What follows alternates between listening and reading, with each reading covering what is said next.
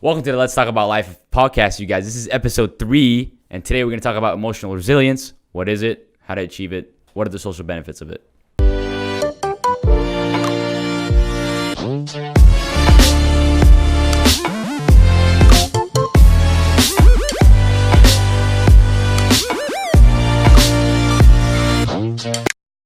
What do you think emotional resilience is, Ali? Bro, man, this was something that I have struggled with all my life. It's been one of the most difficult things, I would say. And to this day, I struggle with it, you know? I mean, in life, we face challenges every day. We're faced with different obstacles, different situations, and we're always measured by our emotions or feelings. And for me, I've always been very reactionary. Something doesn't work out, I'm like, damn it, screw this, the hell with this. And you get pissed off, you start throwing things, or for me, a little road rage a little bit, you know. So it's unfortunate, but being aware of that, I could say, is probably something that has helped me, you know, work on that emotional resilience, and that is being able to handle your feelings, being aware of them when a certain, you know, traumatic event happens in your life, whether it's a loss or whether it's family issues, whatever it may be, is understanding and holding your tongue, holding that reaction of saying, blah, you know, and causing a storm versus just sitting back, let whatever is being said to you and just being concrete with it and analyzing it and let it pass and look at different ways and, you know, and solutions and goals and kind of create a structure to resolve the problem. What about you, Briquet? What do you think about emotional resilience? Yeah, I think the first level of resilience is competence. You know what I mean? A lot of times what happens is you can be emotionally resilient, but I think people would consider that to be non-emotional, like suppressing. Like how do you stop yourself from feeling something? How do you bite your tongue? How do you do the right thing? But just being competent, I think, is the first step. Like how do we get to a place where I'm aware of what I'm feeling as opposed to I am what I'm feeling? I think we mentioned this before. Like if you're caught up in an emotion, you're caught up in it. It is who you are. You become the emotion and you show up in that way. And then when it leaves, you're like, what did I just do? All you see is this trail of destruction. But the goal is, how do you become competent and be able to say, okay, I feel this. Mm-hmm. And as soon as you realize that it's just a feeling, then you can become resilient because you're not controlled by it. Correct. Right? You don't want to be controlled by your emotions, but you want to honor your emotions. The way that I kind of relate it is whatever follows I am is what you are, right? So if I say I am anger or I am angry, I become the emotion. Totally. And as soon as I become the emotion, I act as that emotion would. Anger doesn't think, oh, maybe I should be patient. Anger doesn't think, let me be competent about what I'm feeling. Anger is only anger. So the goal is, how do I realize that it's just a feeling? I can become an objective viewer of, there's anger. I feel anger. And when you're able to feel anger, you aren't it. Then you can actually say, do I want to keep this anger? Do I want to control it? Or do I want to put on the suit of anger and live out its actions? And so if you're intelligent, you're competent, then you can be like, I just feel anger. Let me dissect. Let me research. Let me find out exactly where is that coming from and why is it coming from? And as soon as you do that, you're just an objective viewer. And you're not a slave to the emotion. I would say, though, like for a person, right, who isn't aware, right? Someone who's not self-aware, who's very reactionary. They go, and you tell them, hey, man, understand why you're getting angry. Like, why are you feeling angry? What's wrong with that? The guy's like, screw you, man. I feel my feelings. I do what I want. The hell with your thoughts, your feelings, your idea of self-awareness. Take that to the bank. I don't need that. Screw you. Right. How do you handle that? Yeah. It kind of depends. I mean, I was having a conversation with a homie. I was talking. He's like, he said when he was younger, when he was angry, he would just spaz out. Yeah. Okay. He's like, and he would constantly spaz out. He never had guilt, but as he's gotten older, he realized, for the first time, he spazzed out at the grocery store. Somebody was giving him some lip or whatever. He goes home and he felt guilt for the first time because usually he doesn't feel that, right? So sometimes people just need the process of time to be able to get over it. But this is what I say. I know my frequency, and there are some people that are rams and they just need to butt heads. I'm not at the space, I'm not at the place where my values are aligned when I'm butting heads with people. So if I'm with somebody who's at that space, I bob and weave. You know what I mean? Unless they're disrespecting me or even more disrespecting somebody else, right? So I think it depends on the person. It depends on if you want to engage. If you want to engage, then you engage. And the goal is first to find out, okay, why are they angry? Understand their anger. Because as soon as you say, don't be angry, you're shoving it right back into their throat, which means that they're wrong. And like I said last time, the most important thing in the world to realize is that what people care about more than anything else, even their happiness, is not being wrong. That's what they're afraid of. So when you're like, stop being angry, or hey, be peaceful, or meditate, or something like that, it's just like, are you serious? Is that what you're gonna tell me right now? messed up. So that's the thing. Like, how do you have to kind of bob and weave and see if it's worth your energy. And I always say, if it is worth my energy, then I'll engage. Like, for example, there was a person who I had a client. She was very frustrated with something else. And she was very short with me when we were going through the coaching program. And I asked her, because I sent her a message and I said, hey, I need you to engage more. And then she got very defensive about it. And then when I talked to her, I'm like, I know that bothered you. And she goes, yeah, it did. But, I really did put work into it. I'm like, do you think that I'm here to offend you?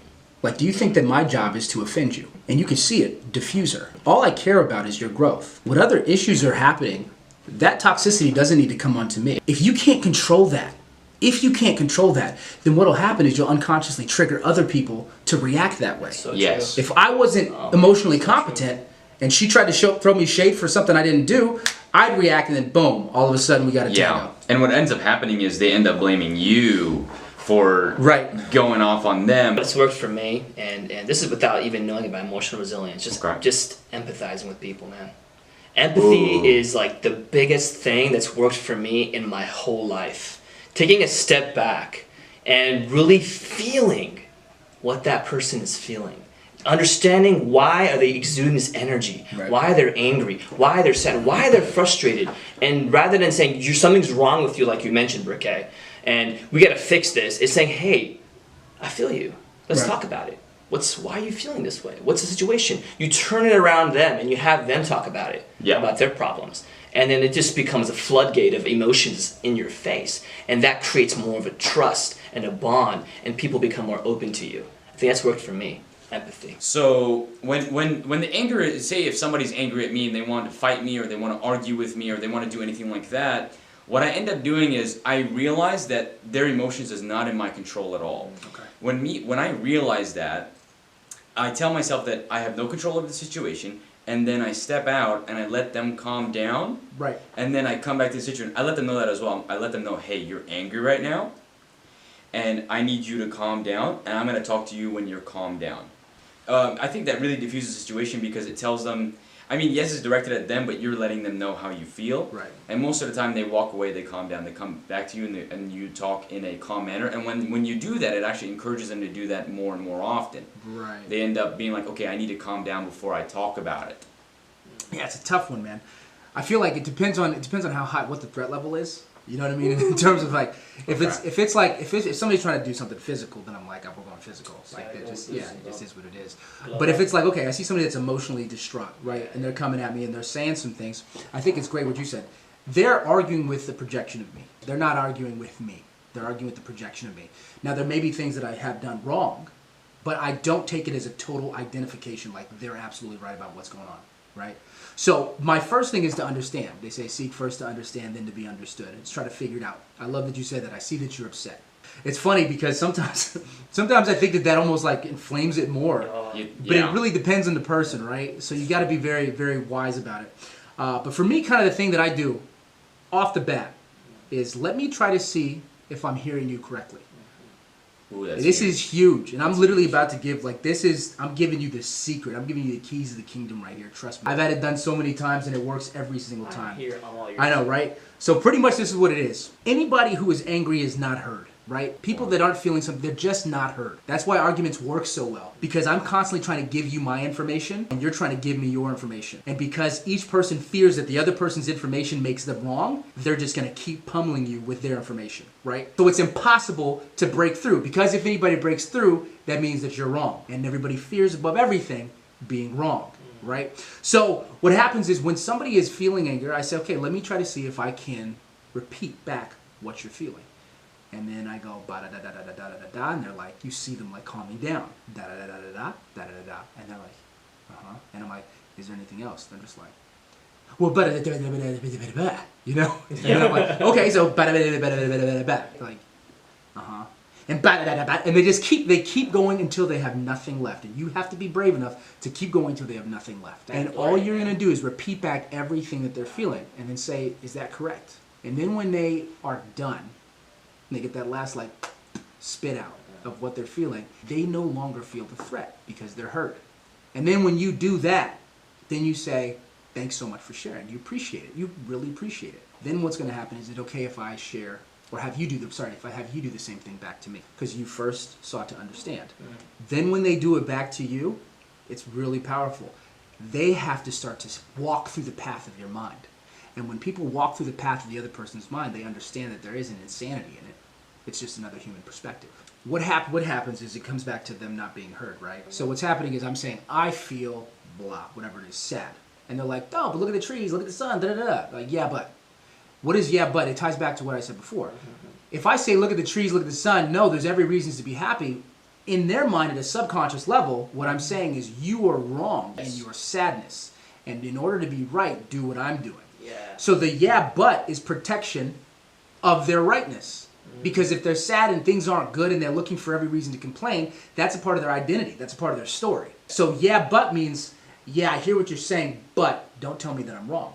Yeah, it's amazing because sometimes people just would rather sit in the crap because at least they chose that crap and it's what they agree to be the reality.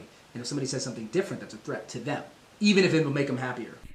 When you are triggered, there's almost no control. You know what I'm saying? Like what happens is as soon as your behavior, once it hits the trigger, you react. Like you literally feel that your identity is being attacked. I as a human being am being attacked. All the work, you have a whole narrative. I've done all this work for all these hours, and this person is saying that I suck. And so it's so hard. How do you stop yourself to be able to think, this person just has the wrong objective perspective of me. Like just for a second, you know what, this is just their issue. Because the thing is, when you're triggered, you're triggered. So the question is, how do you stop yourself from being triggered? I have ideas, but I want to hear what the experience is because I can. Cool. I like you this. can give techniques. Techniques are Yeah. fun. When I'm working with my clients, of course, we provide techniques that allow them, but they have to do a lot of mindful work in order to get to that space. But I want to hear kind of what you do, if anything, because sometimes we just react. I've been there where I'm like, don't say anything, don't say anything, don't say, and then I open my damn mouth. And so how is it that you can stop yourself to become that objective, like perspective?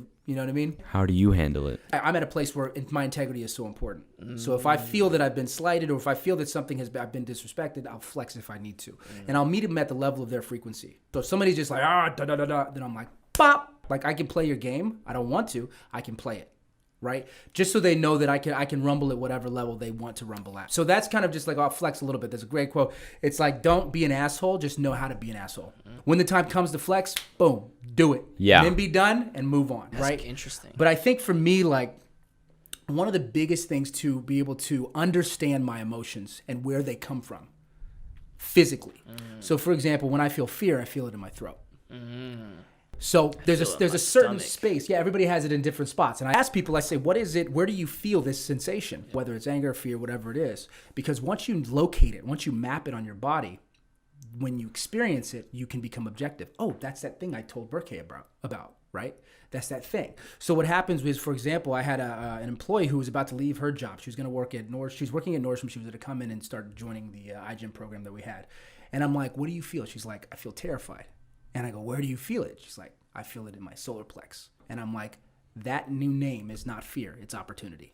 Right? So what happened was, even when I got into Berkeley, I was afraid because I'm like, I'd rather go to a different school and do better than go to this school and realize what I am.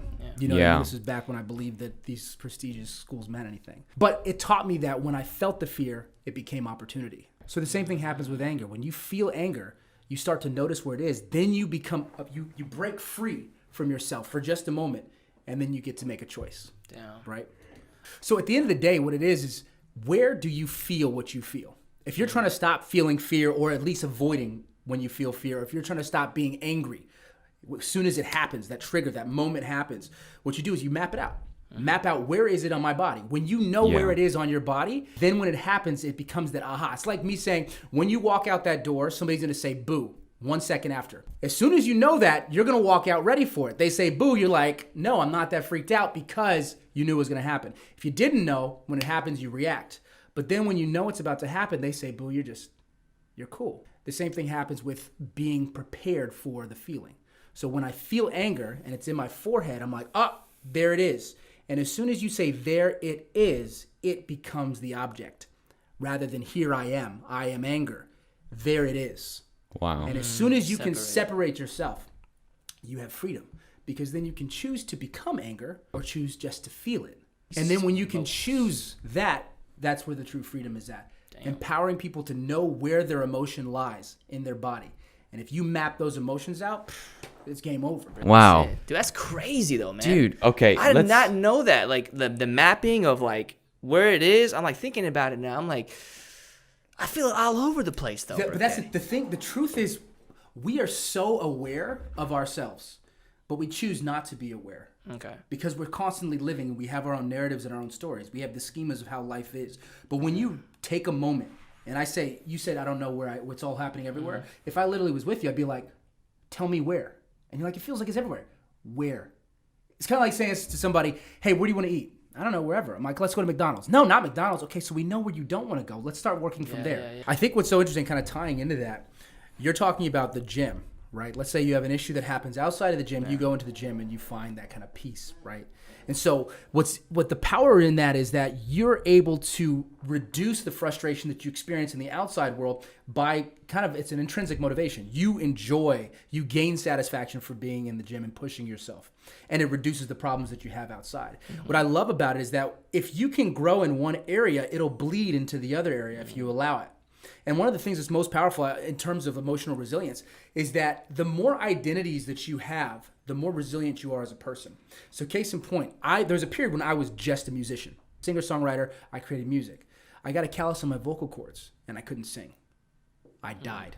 Music died, I died. Because my only identity was tied in that one space. But then I'm like, I have to recreate myself. So then I started doing research on motivation, on internal motivation, extrinsic motivation. Went to Berkeley, and then all of a sudden I created a second identity. Then I started doing consulting, a third identity. Then I saw how I showed up in my family.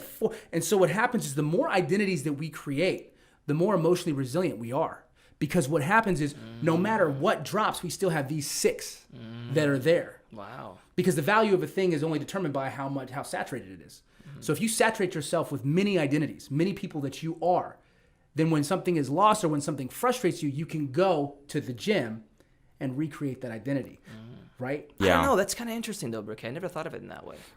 In a sense, I think you are the same person, but I think in the same time, your energy is relative to your environment, which is what you said last time. That's really crazy to me because I've always, had it in my head that I should be the same person wherever I go. I should always have the same energies where I go. And I think that's actually had a negative effect on me because when I go somewhere that's very low energy or people are not in the same frequencies I am, I get frustrated. Absolutely. I'm just like, I don't belong. I don't belong. Knowing your goal is the most important thing. When you're in a conversation with somebody, see, the problem is most people, when they're in a conversation with somebody, they want to exude themselves and their ideas upon the person. But the problem is if your goal is to get a point across, then you have to be able to meet them where they're at. And you have to be able to walk in their shoes and see from their perspective. Yeah. That's why when I go into a conversation, I look at people, I see people have arguments and I'm like, what's your goal? Are you just trying to be right? Are you just trying to get them to say aha about something that you said? Or are you just trying to get them to see in a different way? If your goal is to have that outcome, the way that you approach it won't be in a way that's directly defying what they're saying, right? You'll come from the back and you'll say, oh, I see why you see it that way. Have you considered seeing it this way? Totally different. It's a different approach because the thing is, I know my goal when I'm in a conversation. I don't have, my ego is not tied in this thing. It's just, how does it work? How do we speak? What do I need to do for you to see something that'll better your life as you define betterment, not as I do? When you know the goal, you're more intentional about 100%. The people that have the ego, and I'm not saying this is bad. We all have that. We all got egos. Yeah, we all got egos. The people that come into a conversation with wanting to prove that they're right, they're intentional about being right. Yes. And they're forceful about being right, and they don't even know it. It's also the same is true for the opposite. When your intention is to help this person, right, you actually know what you're doing. You're more aware of what you're doing. When you're saying something, you know it's helping you progress to your goal. Right. When you want to be right, you're like this. Yeah, it doesn't help anything. Absolutely not. There's a great quote. It says, you can either be right or have good relationships. Oh, that's a good power. That's what you're choosing. You can either be right or you can have good relationships. And something that I say all the time, it's not about who's right, it's about what's right. Mm-hmm. Because all of a sudden, as soon as it's about what's right, then it's no longer my version of right is right and yours is wrong. It's let's put what's best on the table, not put ownership over it. Look at it and say, hey, what is best for us? That's why they say when you're doing like couples therapy, if you have an issue, both of you are facing the wall together talking about what's happening. You don't want to face directly at the person. Yeah. Because if you're saying, hey, this is what you're doing and I think this and it drives me that, all of a sudden the threat is right. It's boom, boom, boom, Energy boom. just comes. Identity attack. But if you're just like, so when I see this happen, it makes me feel. Do you see? I see, feel me. It's my story that we're putting on the wall, and then you can look at my story, and we can look at your story, as opposed to the reality of who you are or are not. When you make the flip from this is what you're doing Right. to this is how I feel, you get a lot more done. I feel that when you do this, it makes me think that because I'm taking responsibility. And that's the problem with most people. They do not want to take responsibility. I am 100% right. All the stories that I've been building up and the evidence that I've been building up and the confirmation biases I've been building up my entire life about you, I'm going to ayukin at one time, right? Directly at you. And the person's being hit and they're like defense mode up.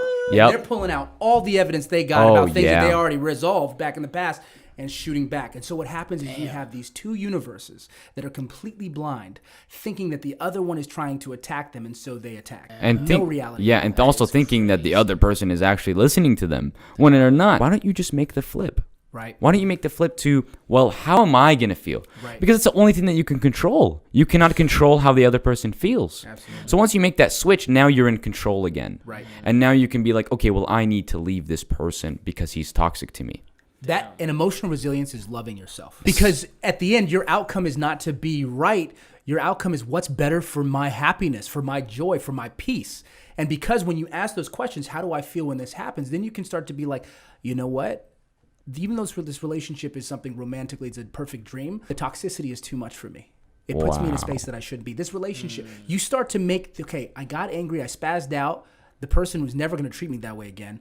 But I feel like I harmed too many people in the process, or the poison is in me. You start to become aware of what's good for me, and then no longer being right matters. It's about what is better. Well, I think it ties to internal locus of control, man. Like I feel like humor is my love language. It's one of my, like, if you can be sarcastic with me, because what it tells me is that if you can handle a joke, then you have enough like self-respect and self-awareness to be able to be self-deprecating. Like if I have to be concerned about how you'll take a joke, then the relationship isn't free. I have to be cognizant of something that I don't want to be cognizant of. I just want to be able to. I want to make fun of you. And if I'm not able to, then I feel unsafe. And if you're not making fun of me, then I feel unsafe. Because what it means that we're beyond kind of like coddling and making sure that the ego is safe. If I'm unconsciously making an effort to make sure that you feel good, then you're not in a space where I feel that we're peers. Because if I have to make you feel better about yourself, then there's still work to be done for you. If I can joke with you, then you have enough resilience to understand that it's just a joke and then move on. But if you take it personally and tie it to your past experience or something like that, I'm like, I just can't. So we were talking about, okay, internal locus of control means that you control your internal state, right? Yeah. It's not externally controlled. So something interesting in research, they say that the extrinsic motivation is when you're motivated by some reward or punishment, something outside of you, right? Or by peer pressure, or because it's something that you know you should do. But when you have an internal locus control, you're controlled by your desires, your satisfactions, what you believe about yourself. Yeah. And so that clarity is what makes it so easy to move through the world. When you're able to move through the world, understanding that you control your perspective, your optimism, your positivity, everything is in your control. That's when you have power. But the reason most people are afraid of it is because of the R word, responsibility. Because as soon as I'm responsible, then everything becomes my fault. And if everything's my fault, then I can't blame anybody. Yep. And if I can't blame anybody, that means that whenever something's wrong, I'm wrong. So the highest version of self is to be willing to be wrong. Because as soon as you're willing to be wrong, then you can right it. Wow. Why are we afraid, as a human species, to be wrong? Why? We take it as, I'm wrong, that means there's something wrong with me. Absolutely. That's it. Done. When you flip the script on that and it's like, well, if I'm wrong, there's nothing wrong with me. It's just like, well, what I'm saying is not correct. So when you correct what you say, you're just like, well, now I'm right.